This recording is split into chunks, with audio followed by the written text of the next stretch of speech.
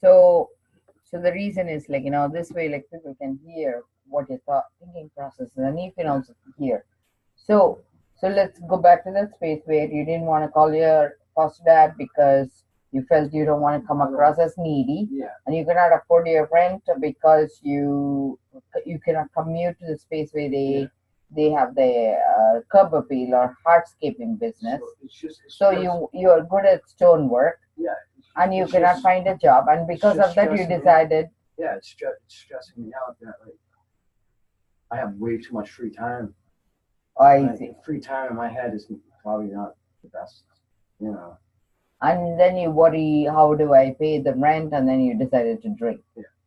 And I didn't really feel like dealing with that thought process in my head. So you want to stop the thinking, so you drink until you black out. Is that what you do?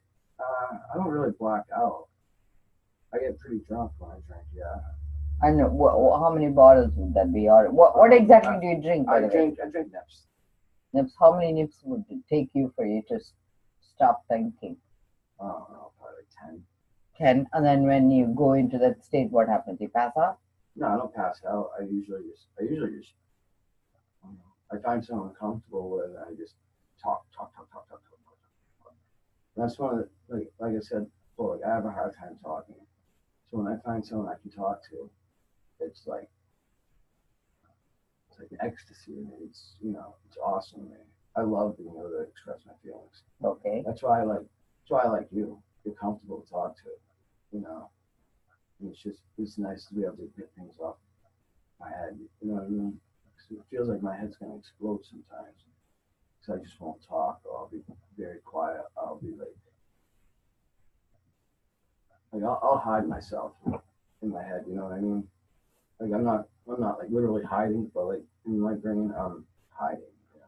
I understand that's mental validation you're looking for, but let's go back to that space where you drank, and so that happened when? Which day?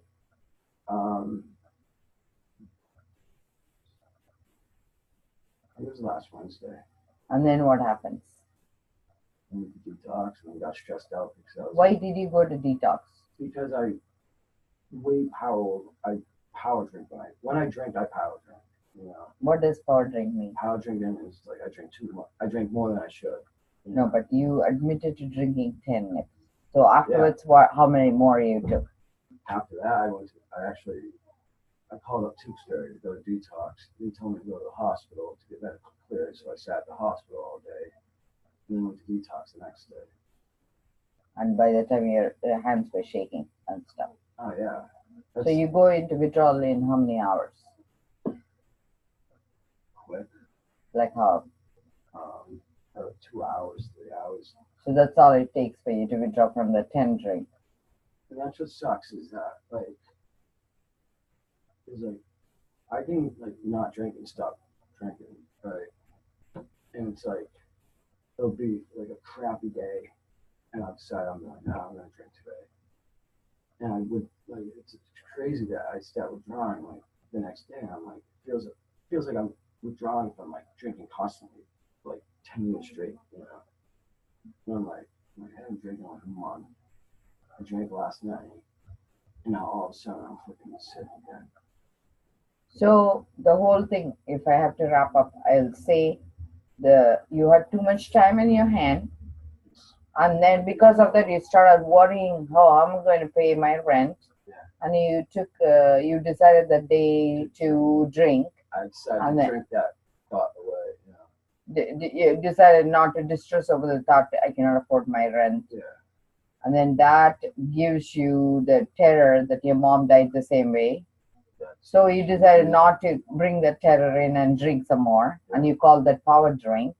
Call it power drinking because when I drink, it's not like I don't drink a nip and then I'll drink it. Nip.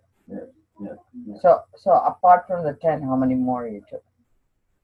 I only drank to sleep that day. That would be how many more? It's just 10 nips.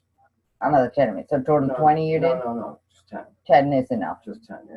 Because they're 100 proof. If I drink 20 nips, I'd be dead on 7 rows. Okay, so you know your limit.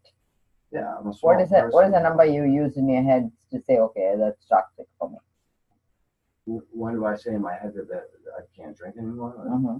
10. 10 is your max. So you can't, kind of. Yeah. So you're in some way lucid at that time. You know, that's why I drink nips too, is because it's the only way. Like, I won't buy a big bottle. If I buy a big bottle, like, I'm the type of drinker that I'll, like, you know. So you're a little bit more prudent because of your mother. Yeah. So with nips, it's just that it's a little tiny nip. That's all you get. See, so that's habit. So I'm just trying to figure out like how you cope. So let's come back. Okay. So you decided, okay, I'm going to take action. I'm not going to go that route. So you took some effort to call somebody for help, which is nice. Yeah. So you didn't pass out on the road. Otherwise, you'd have been like. It's one thing I'm really good at is like when I know I need help or something like that. You'll ask for help. Well, I will ask for help. Yes. So then you went to spirit detox, and how long did you stay there? 2 days. And then when you got out, did you drink again? I've drinking since then, yeah. But I haven't drank like I did when I went in there. So you're like functional drunk now. Yeah, so yeah. Okay.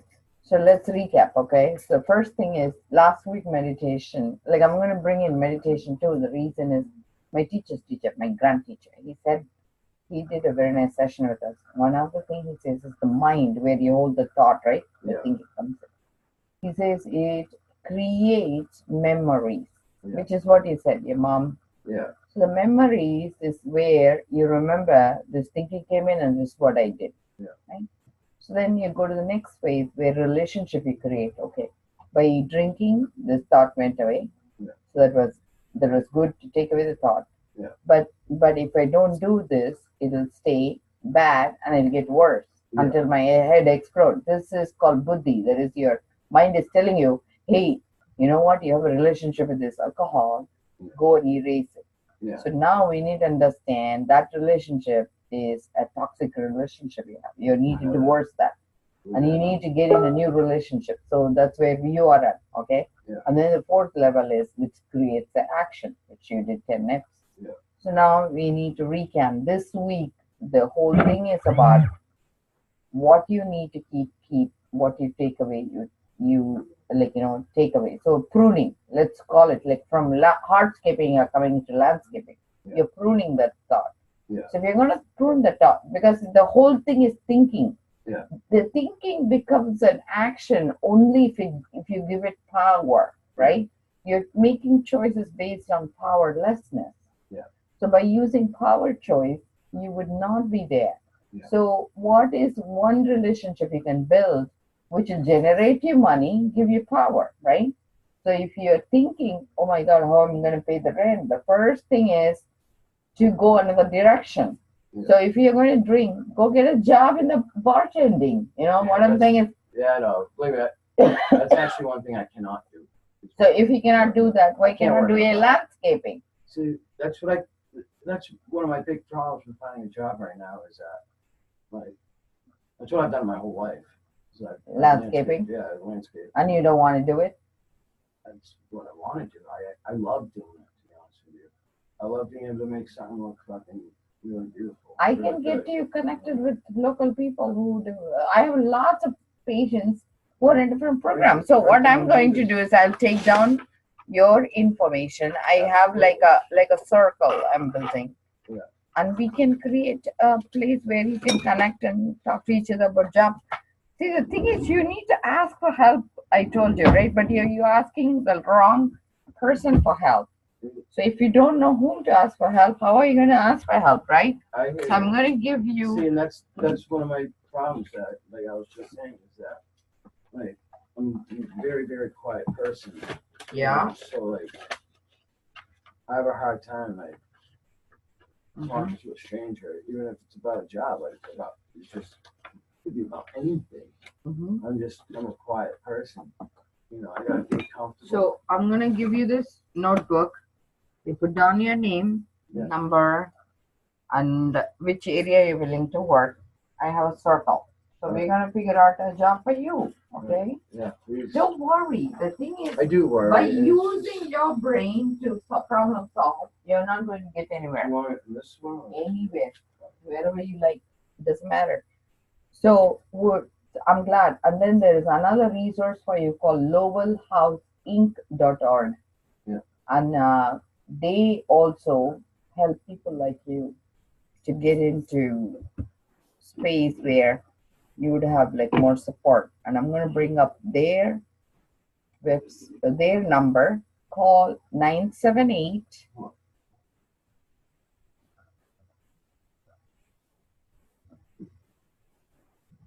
And that way you will have a little bit more support.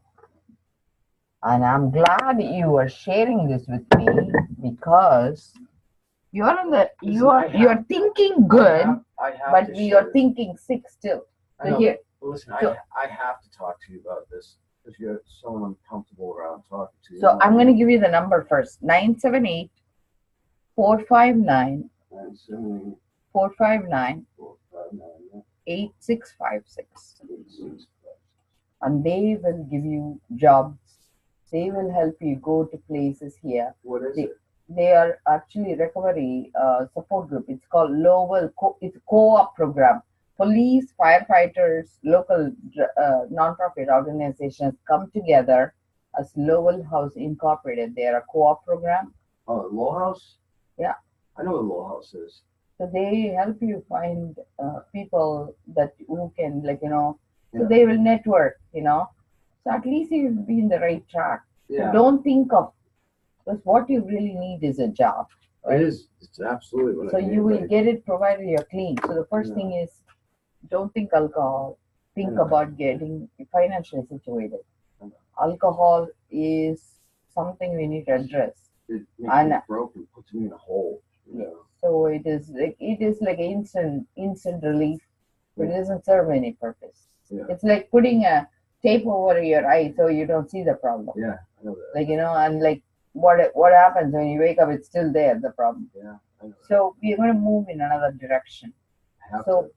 So first, this week, the idea is take away things you do not need.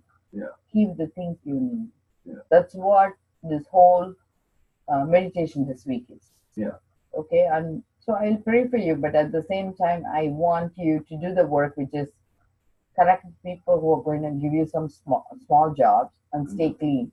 Yeah. Would you promise not to do alcohol for 1 week? I can try. I can't.